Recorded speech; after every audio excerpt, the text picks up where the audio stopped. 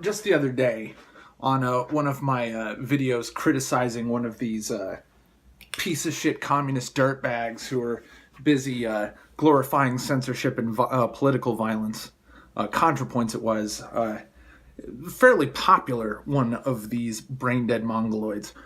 Of course, I drew the ire of some of her fans, all of which were dumber than she is. So this person proceeded to call me the lamest insult I think you can call any human being on this planet. This insult is pathetic, empty, and I don't think it correctly applies to a human being on this planet. It's called crypto-fascist. When I was in high school, I was fat, unpopular, uncool, plagued by shyness and anxiety, and I dressed kind of in that goth sense. Too much black. I spiked my hair. I wore like fuckloads of jewelry for no reason, and had boots and band t-shirts a lot, metal band t-shirts. And I remember this jock who was one of the football players on the junior varsity team called me once Gummy Bear in an attempt to bully me. See, I had bought from some school drive or something some gummy bears to eat for $1. And he was going, "Hey, Gummy Bear." And I was just ignoring him, almost as an act of mercy, because I was baffled that somebody, and I was bullied by all sorts of people, would, with the abundance of ammunition I presented as a 16-year-old, that all the guy had was Gummy Bear. And after the fourth or fifth, "Hey, Gummy Bear," and I just couldn't ignore him anymore, I stood up in the middle of class, and the teacher was not there. So it wasn't one of these and everybody clapped moments. The teacher had stepped out, and so it was just 20 kids. It wasn't like a huge classroom. And he was in the back of the room, and I was in the front. So yeah, it did become a minor bit of a spectacle. Not that anybody gave a shit. There was no everybody clapped. What happened was I stood up, and I turned around, and I said, "Gummy Bear, look at me. Is that all you can think of? How do you suck at being a bully that bad? How are you that pathetic? Like, how am I supposed to be offended by that? You're a fucking retard." And then I sat back down. And the main response was his two friends sitting next to him went, "Oh, you gonna take that?" And he was like, "Shut up, whatever." And that was the end of it.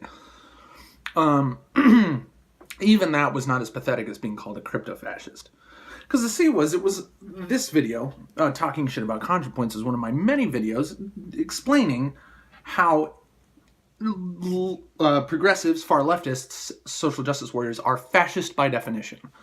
They operate around suppressing information, political intimidation and violence, abuse, attempted murder, suppression of ideas, isolation of peoples. They basically do everything they can to abuse, harm, silence, belittle, remove the rights of, and in some cases, kill those they politically disagree with. And their justification for this behavior is calling the people that they abuse in this fucking horrifically, undeniably immoral way, they call them fascists. And a trademark of ContraPoints fans, ContraPoints being a particularly slimy, scuzzy piece of dog shit, is one of the most gleeful adopters of the term crypto-fascist, which means if somebody does not demonstrate fascism, does not advocate fascism, does not have any behaviors or writings or whatever that could be categorized as fascist, but they disagree with the hyper-fascist progressive left, well, then that person is merely pretending to not be a fascist, is camouflaging themselves under the guise of a liberal or a conservative or whatever. But make no mistake, they're merely a crypto-fascist, crypto meaning hidden, to hide their fascism. That is absolutely the most pathetic, desperate, empty, vapid, and vacuous, low-down, subhuman garbage I've ever heard. What kind of pathological denial do you have to be in? What kind of a paranoid, deluded schizophrenic must you be? Where you're in so full flight from reality that you're uttering things like there are no bad tactics, only bad targets. Meaning that it's okay for us to be a fascist as long as we're targeting fascists. Now, I know that this person is inarguably not a fascist, but they're just fooling you. They're a crypto-fascist. They're not really a fascist. They're not really liberal. They're not really conservative or whatever the fuck. They're actually a jackbooted Nazi. That you just can't see it. You have to take my word for it. Just trust me. I'm a fucking creepy weirdo fucking weeb trans person on fucking YouTube. I know. Oh, I know what a real fascist is. Meanwhile, every single thing that ContraPoints is for is fascist. Again, violence, murder, exile, literally like gulagging people, and I mean literally, not just in the realm of information. Physical intimidation, voter suppression, fucking racism, because of course us white people are the primary drivers of fascism, even though ContraPoints is white. Of course, like other retarded, brain-dead slugs masquerading as human beings like ContraPoints, you'll find that a lot of the people who hate white people the most are white. Now, how do they get around that little bit of doublethink? Well, so long as you're super progressive, you don't count as white. Now, they still usually will bow down and kiss the feet of any other demographic. But when it comes right down to it, they usually don't talk to other demographics. They are progressive white people who mostly only hang around other progressive white people, patting each other on the back for being better than all of the other evil white people. They're somehow immunized from the inherent evil of white skin because reasons. Just like I'm a crypto-fascist because reasons. Because even though ContraPoints is a fascist by definition, she's an anti-fascist because reasons. Well, because reasons is known as less than worthless argumentation, is in fact a pretty clear indication that you're fucking wrong. So, when I see somebody who so desperately plays not just double but triple or quintuple think in order to get around the fact that they're an evil piece of dog shit and that they want with all their heart to hurt people who are far better than them in every single way, especially morally, you find out that this is the exact same kind of behavior which drove Nazi Germany and drove communist Russia. It doesn't matter. He's a kulak. We kill kulaks. It doesn't matter. That's a Jew. All Jews are Zionists who want to kill us and fucking ruin our lives and take all our money and crush our country and rape our resources. Therefore, we should kill all of them, even the women and children, because they're crypto Jews or whatever. It's the same reasoning.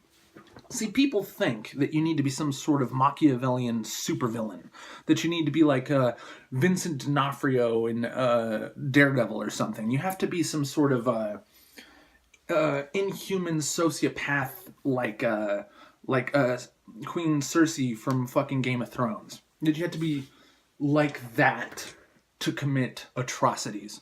That is not true.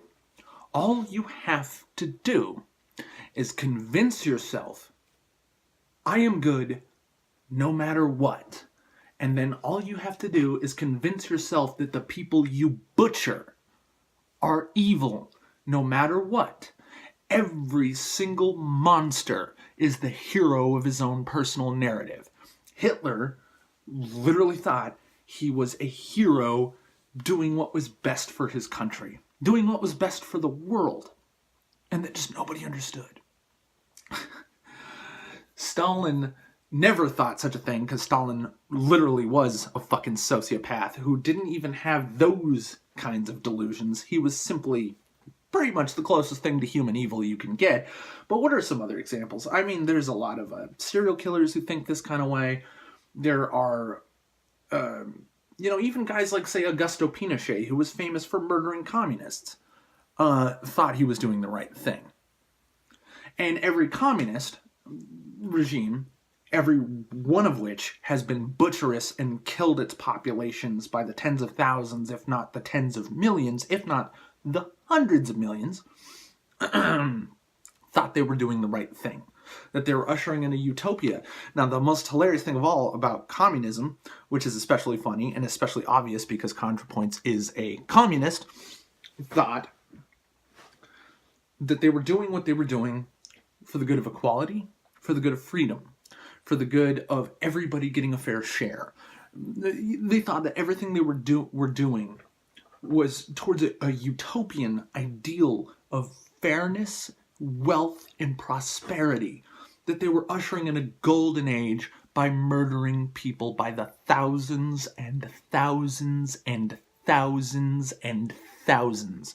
See, people have this really strange idea that everybody's a comic book villain. Well, we'll end with this.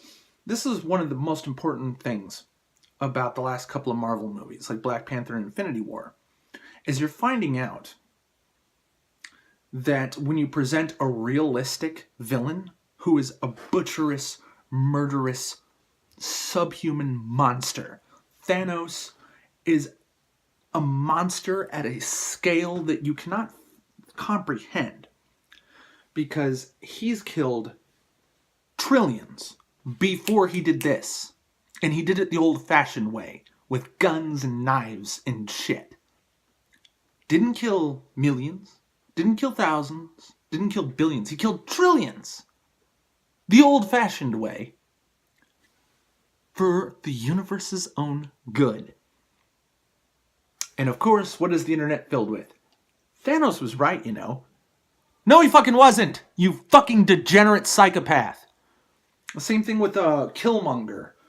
Oh, fuck, these people raped our lands and killed us and shit like 80 years ago. What's best is if we kill them all now.